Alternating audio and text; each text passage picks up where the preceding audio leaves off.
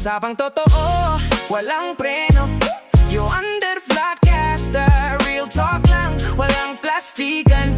Magandang gabi mga ka-Wonder, welcome back sa ating YouTube channel, Wonder Vlogcaster po. Pag-usapan natin itong mga ka-Wonder, may kumakalat sa Facebook ngayon.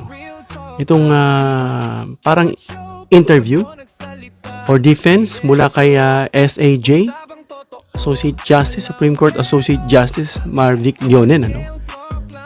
Nawala siya bigla sa wall ko, nagsasalita siya. A woman, I'm not sure kasi voice over lang, was asking him and he was trying to answer.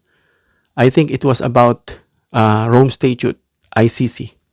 So meron siyang paliwanag doon at I was able to grasp yung usapan nila kasi ang haba eh. So parang binuod ko na lang. No? At itong pag-uusapan natin ngayon mga ka-Wonder.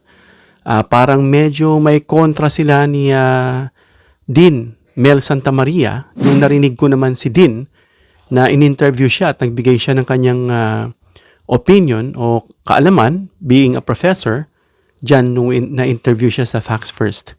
Pero bago yan mga ka-Wonder, no, don't forget to subscribe to our YouTube channel, Wonder Vlogcaster.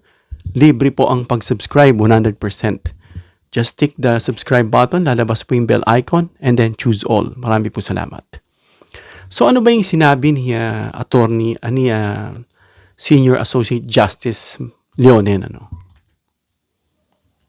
So ang pagkakaintindi ko, ang issue rito is yung international law o yung international court, yung ICC. Of course, yung pinag-uusapan dyan, yung law dyan, internationally. Base itong Rome Statute. No? At ang Republic Act natin, itong 9851. So nagkaroon ng comparison doon at may sinasabi ron si Senior Associate Justice na ang ibig sabihin mga ka-Wonder, o bagamat ang sinasabi nito na ang parang pagkadating ay hindi tama na sabing automatic na nasa batas pa rin ang ICC. No? Dahil meron tayong sinasabing Republic Act na ginawa nga natin dito that time. Nasabi ni Professor Mel na ang talino raw ng mga senador noon. Kumbaga na parang na-predict nila or nakapag-project sila ng ganitong batas in relation dun sa international o dito sa Rome Statute. Matatalino talaga. Well, ito nga ang punto rito ni Senior Associate Justice. No, itong pinagbasihang Pangilinan versus Cayetano na hindi raw kinopya ng Kongreso yung buong Rome Statute bilang domestic law. Itong pinagbabasihan nga natin yung RA 9851. So, dapat tandaan mga ka-Wonder, ay itong RA 9851 ay tungkol sa pagpaparusa ng genocide, war crimes, at crimes against humanity sa ilalim ng batas ng Pilipinas. I think kasama dyan yung, yung crimes of aggression. Pero hindi rin ito isinama mga ka-Wonder. Ang buong mekanismo ng ICC hindi kinuha nitong 9851. Gaya nitong complementarity, admissibility, office of the prosecutor, o surrender procedures.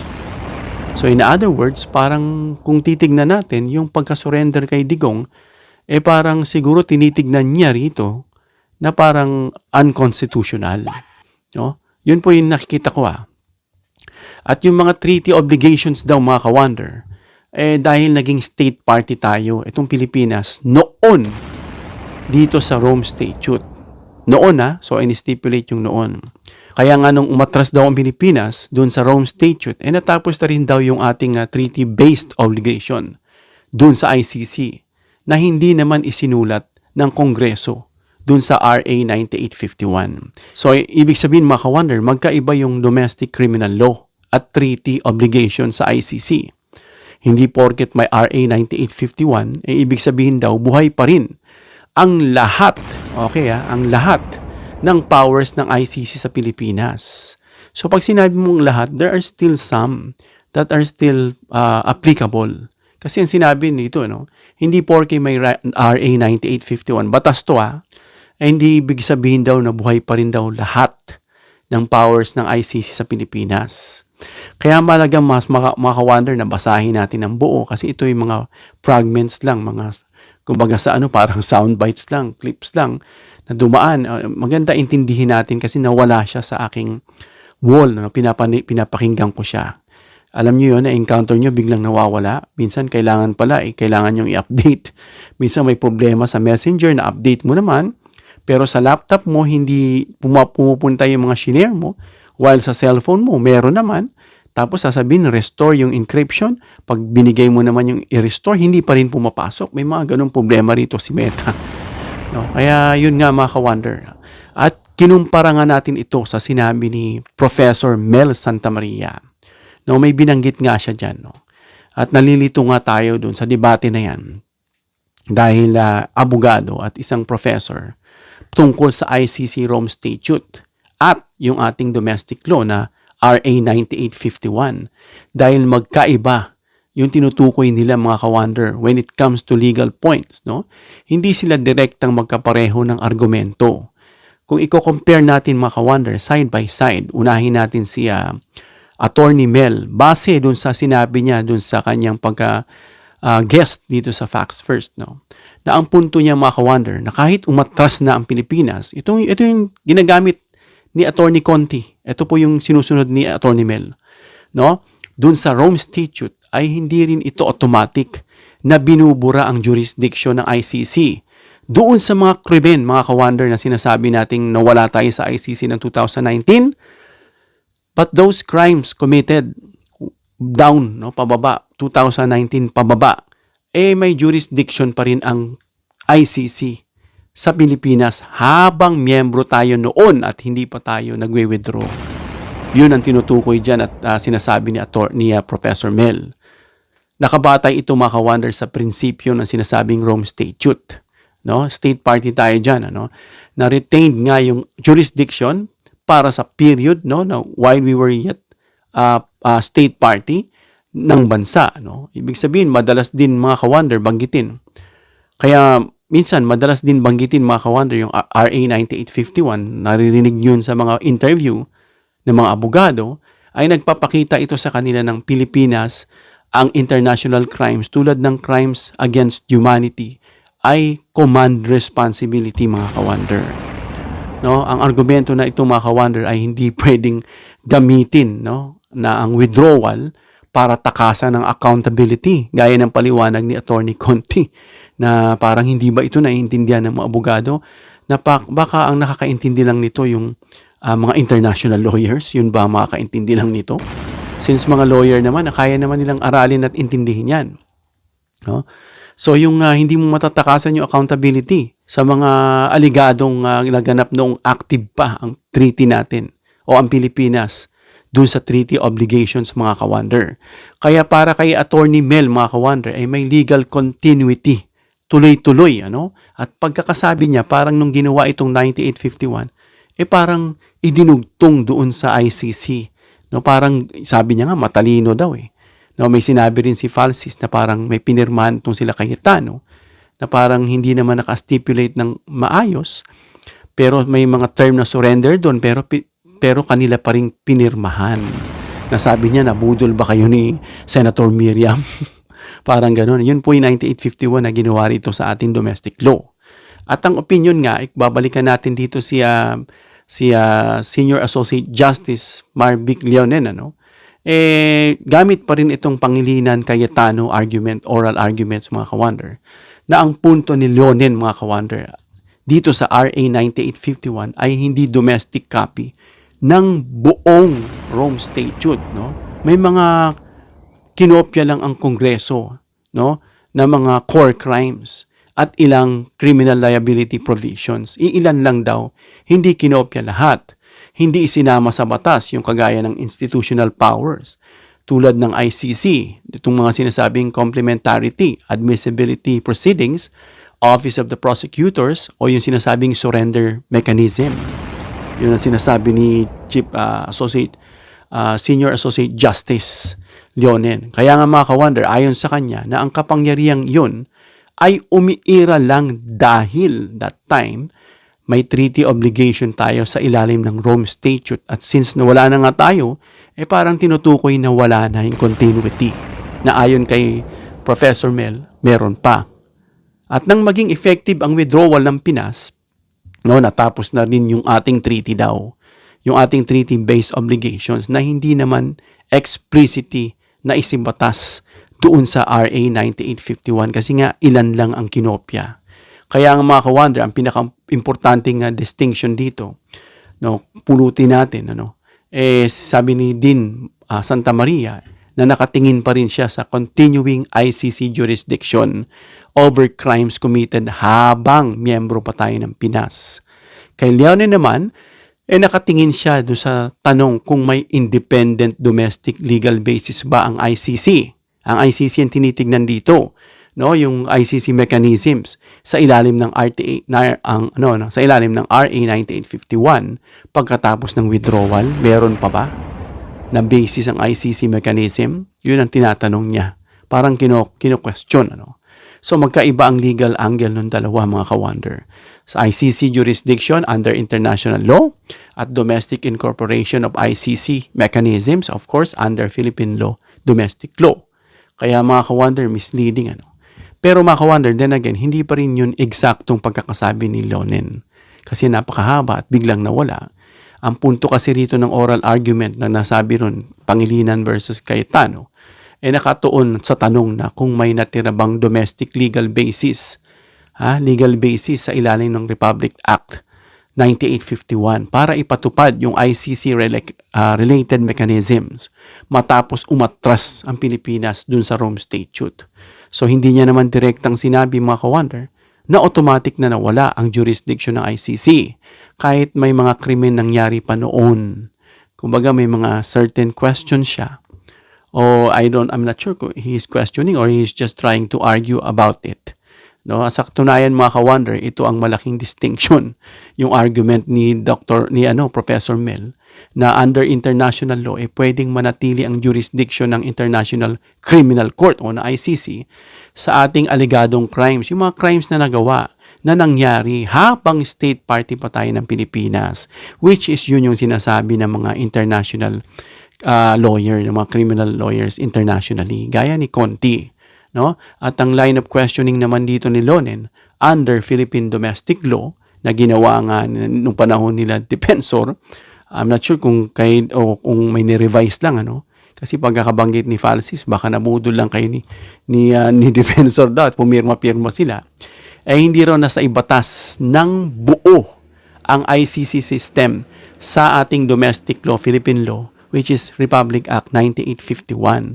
Kaya questionable kung may continuing domestic obligation pa ba pagkatapos mag-withdraw. Yun ang tinatanong niya, mga ka-wonder.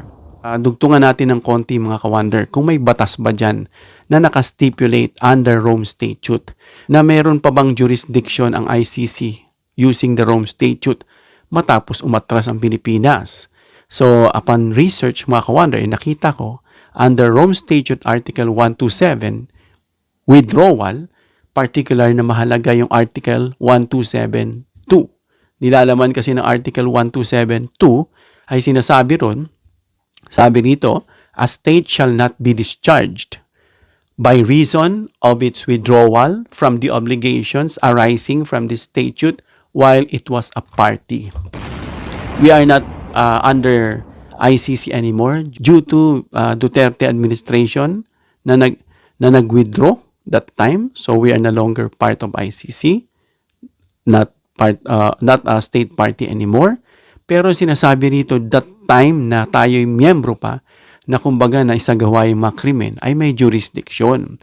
At dagdag pa, mga ka-wonder, its withdrawal shall not affect. Kahit nag-withdraw ka, walang epekto to, hindi maapektuhan yung mga criminal investigations, proceedings, nor shall it prejudice in any way the continued consideration of any matter which was already under consideration by the court.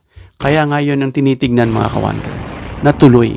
So sa simpleng paliwanag, mga ka-wonder, ay kung miyembro pa ang bansa noon, gaya ng sinabi natin kanina, dun sa mga alleged crimes, halimbawa yung crimes against humanity ni Duterte, o kunyari war crimes, genocide, and crimes of aggression, pwedeng manatili ang jurisdiction ng ICC sa mga krimeng iyon.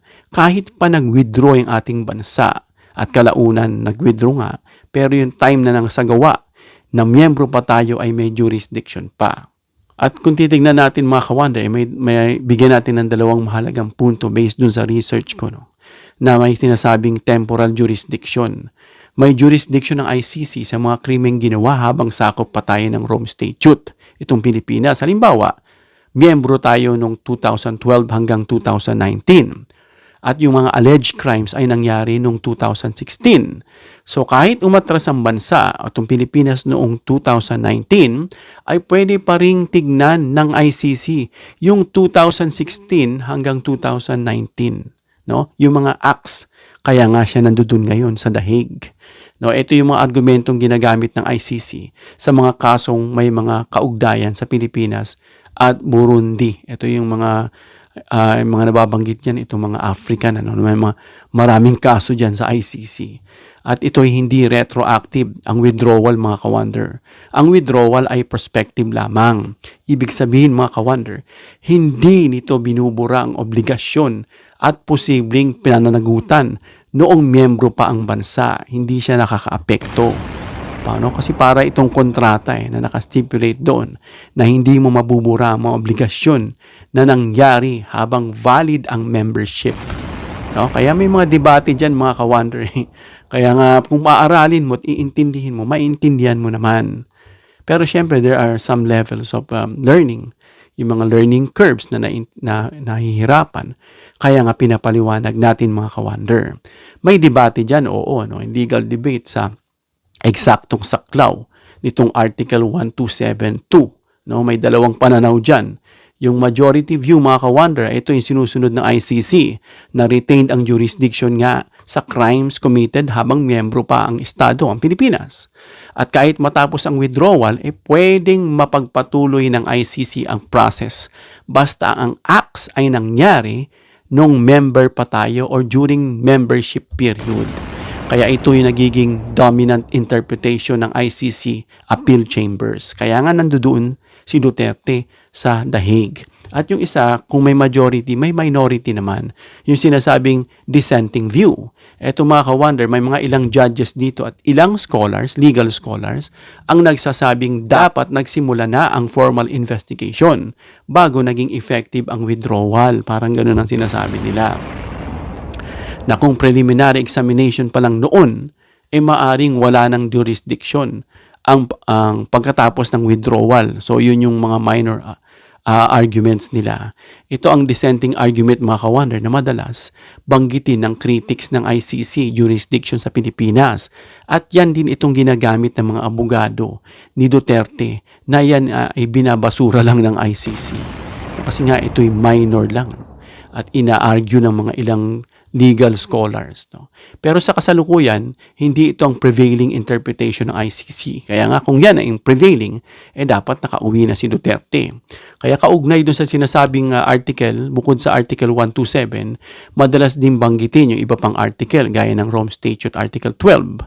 Tungkol dyan ang condition kung kailan may jurisdiction ng ICC, kung kailan At yung article naman, 13, paano nagsimula ang ICC cases. At yung Rome Statute Article 15 naman, 12, 13, 15, kapangyarihan under dun sa 15, kapangyarihan ng prosecutor na magsimula ng investigation. At yan po ang mga malinaw na basihan kung bakit hanggang ngayon nandoon si Duterte. At yan ang kinikilala ng karamihan dito sa Pilipinas na siyang ina-argue at dinedebunk ng ilang mga minor dissenting argument.